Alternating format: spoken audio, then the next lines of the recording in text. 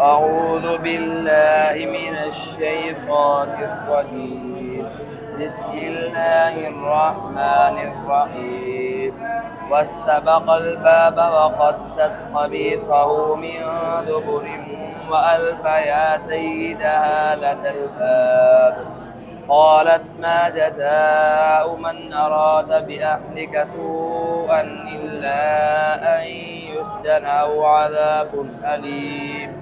قال هي راودتني عن نفسي وشهد شاهد من أهلها إن كان قميصه قد من قبل فصدقت وهو من الكاذبين وإن كان قميصه قد من دبر فكذبت وهو من الصادقين. فلما رأى قميصه قد من دبر قال إنه من كيدكن إن كيدكن عظيم.